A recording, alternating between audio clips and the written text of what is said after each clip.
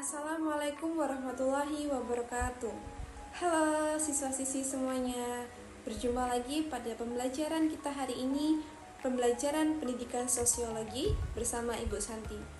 Oke, pertemuan hari ini kita akan membahas mengenai topik 2, yaitu Bersama Itu Indah dengan tema Bhinneka Tunggal Ika kelas 11.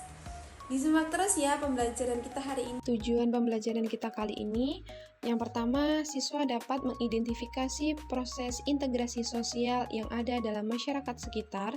Yang kedua, siswa dapat menumbuhkan sikap peduli sosial dan tanggung jawab dalam menumbuhkan integrasi sosial di masyarakat.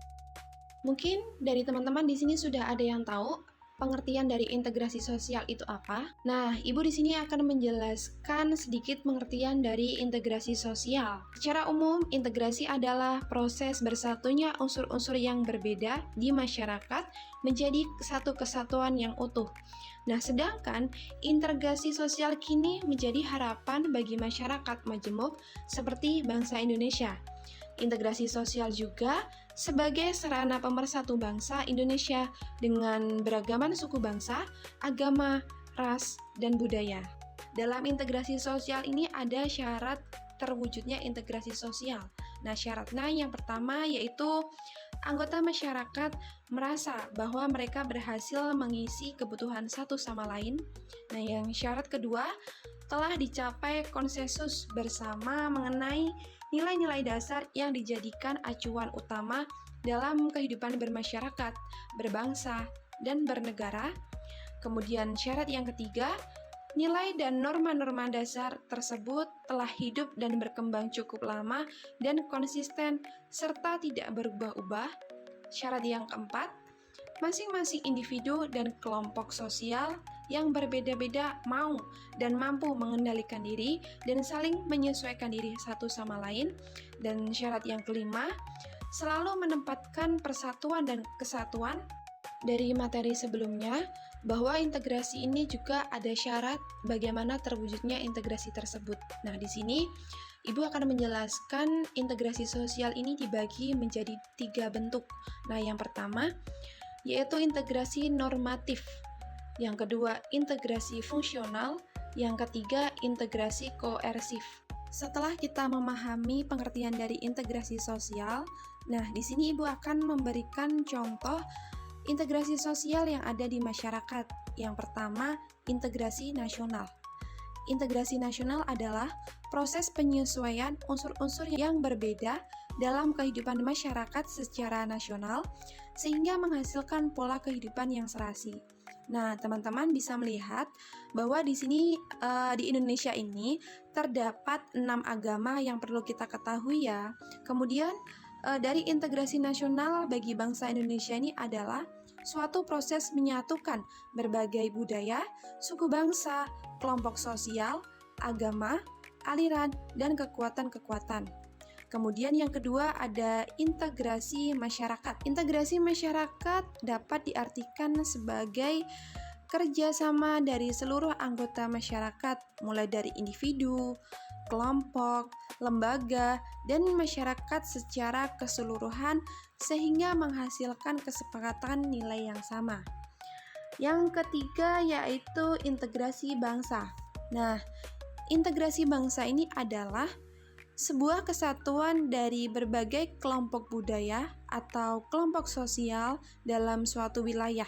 Nah, integrasi bangsa ini berasal dari 2 kata, yaitu integrasi dan bangsa. Yang keempat, integrasi kebudayaan. Integrasi kebudayaan adalah penyesuaian antar unsur kebudayaan yang saling berbeda sehingga mencapai suatu keserasian fungsi dalam kehidupan masyarakat. Kemudian, setelah mengetahui contoh integrasi sosial yang ada di masyarakat, kita perlu juga mengetahui faktor-faktor yang mempengaruhi integrasi nasional.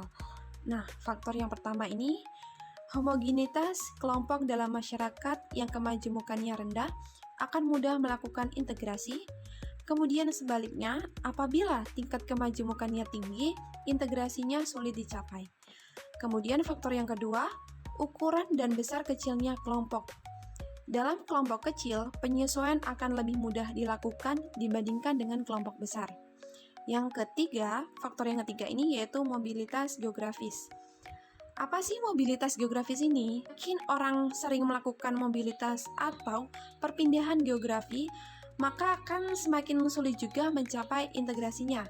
Misalnya, pada suku terpencil Baduy, integrasinya ini akan lebih mudah tercapai. Faktor yang keempat yaitu efektivitas komunikasi masyarakat yang baik akan mempercepat tercapainya integrasi sosial. Setelah mengetahui faktor yang mempengaruhi integrasi nasional, teman-teman juga perlu mengetahui faktor penghambat integrasi nasional. Nah, faktor yang pertama yaitu kondisi masyarakat Indonesia yang heterogen atau beraneka ragam. Untuk mempersatukan masyarakat yang heterogen tersebut tentu tidak mudah. Nah, yang kedua, wilayah negara yang sangat luas, terdiri atas ribuan pulau yang dikelilingi oleh lautan luas, tidak mudah juga untuk saling berkomunikasi. Yang ketiga, adanya ketimpangan dan tidak meratakan pembangunan serta hasil-hasil pembangunannya yang menimbulkan rasa tidak puas. Dan faktor yang keempat, besarnya ancaman, tantangan, hambatan, dan gangguan yang merongrong keutuhan, kesatuan, dan persatuan bangsa, baik yang berasal dari dalam maupun dari luar negeri. Teman-teman perlu kita ketahui juga, integrasi sosial ini ada tahapannya. Nah, proses integrasi sosial berawal dari terjadinya akomodasi.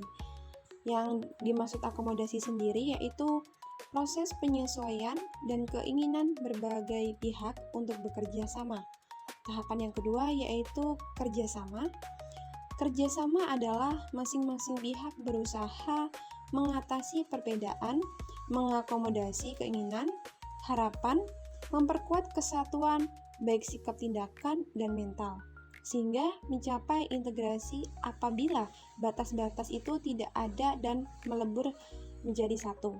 Nah, tahapan yang ketiga yaitu koordinasi. Masing-masing pihak ini berusaha meningkatkan kesatuan. Nah, yang terakhir, tahapan yang terakhir ini yaitu asimilasi.